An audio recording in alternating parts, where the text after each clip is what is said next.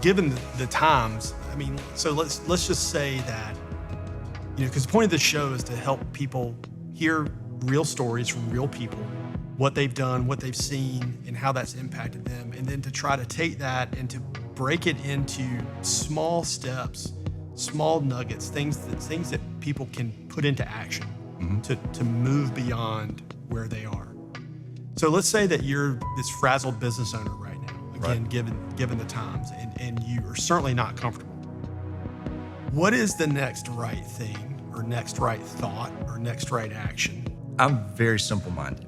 Don't make things too complicated, because the truth of the matter is complexity, it often causes me to procrastinate. So I need a simple framework that I can act on and create some kind of momentum. So it starts with your mindset and your attitude. So step one. Step one is you have to believe that life happens for you and not to you.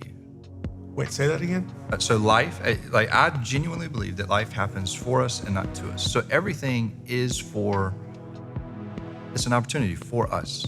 I would challenge anybody that's listening to this or watching this, if you look back in your own life and reflect back on any tough circumstance, if you really look at it, it didn't kill you because you're still listening or watching this, right? So you made it out alive. But if you look at it, you can pull out a lesson learned. There's so many different benefits or pluses that took place because that event, that tough time took place, that there's always something positive to pull out of it. So if there's a step one, is there a step two?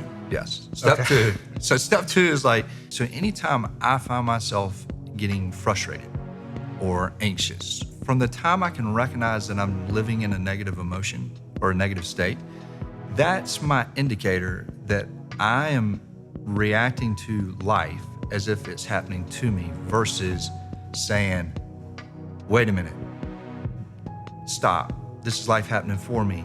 Let me immediately turn the switch to, let me go on opportunity-seeking mode. Oh, I'm smiling because, again, I find myself thinking wow, I feel like I'm at a motivational talk, and not to make light of what you're saying, but you're saying, okay, step one, I've got to have this mindset that believes, and maybe even I may need to fake it for a while to say, okay, things may be happening for me, not to me. And you said step two, you need to be aware of those thoughts. You need some time of reflection to ask yourself questions and to go on now you said opportunity seeking mode. Okay, what does that really mean? What is opportunity seeking mode? Plain English, what is that? Plain English, I have a recent example. Okay. That might make it a little bit more tangible or believable. Let's hear it. So own a retail store, several of them, and the government comes in for all the right reasons and shuts everything down. It was probably one of the most fulfilling times of my entire career because in a matter of, I don't know, maybe 48, 72 hours, you got all these feelings of fear and anxiety, and we just stopped for just a second.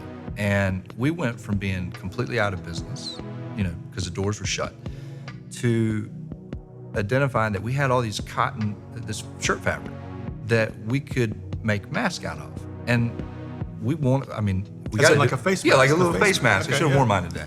But, so we identified, man, we can do this.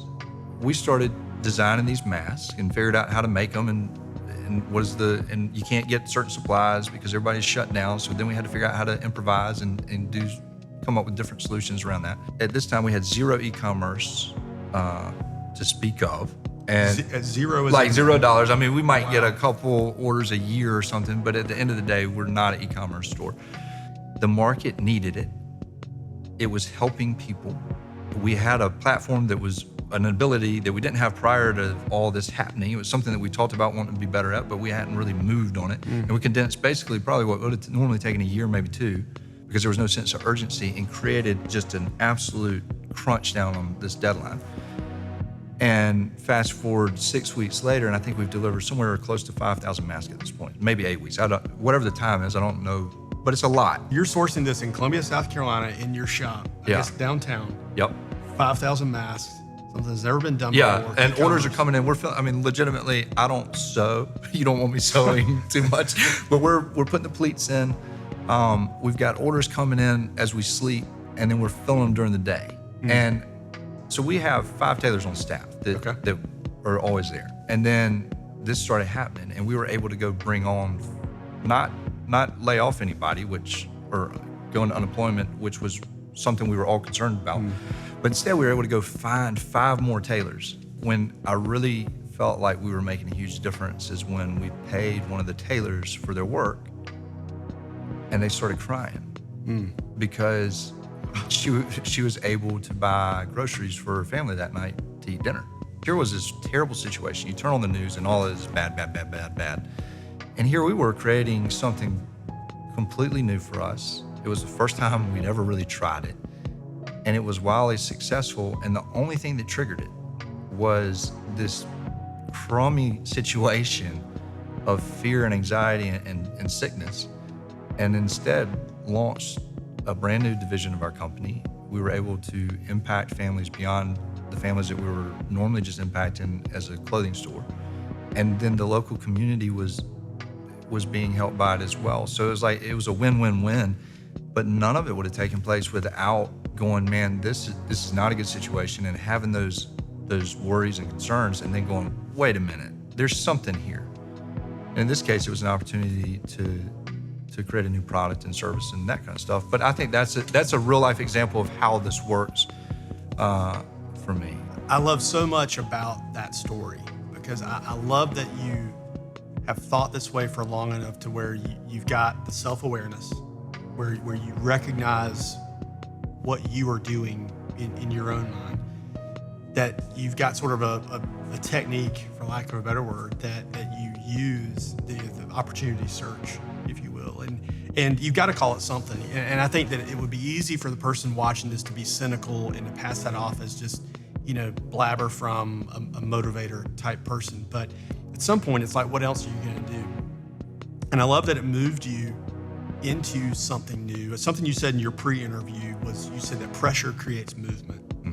So you had this pressure, it created this movement in this direction. But my favorite part of this story, and what I hope people will take away from this, is you were impacted, the people that were on your team were impacted, but you brought 5 new people into that impact.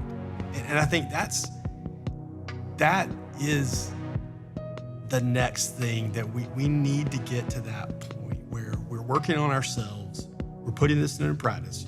You've been doing this a long time, so this isn't something that you've started, but I think it's so fun to imagine the impact that we can have on other people that we don't even know right now. You can't control other people, but you can control your attitude and your actions. And if you really focus on those things, the things that you have ultimate control over, not just influence, but control, it can inspire others to take that same action. And that's how leaders are born. You can be at the bottom of the totem pole, and if you can control that, you will be elevated in one way, shape, or form to a leader. That plays out so many different ways. I mean, whether you're a mom trying to homeschool somebody, kids right now, your attitude impacts their attitude. Every day is filled with opportunities to just recognize them and act on them. And I think that's the cool part. It is for everybody. It's free. I love that. Thank you so much for sharing that. I think this is going to help people.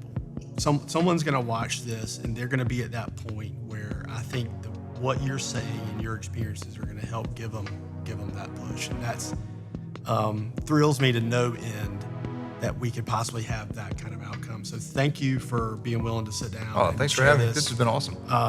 Love what you guys are doing, and put up where to find this guy on some of the credits and stuff. But thanks for being here. Thanks for having me. You and me. Appreciate it.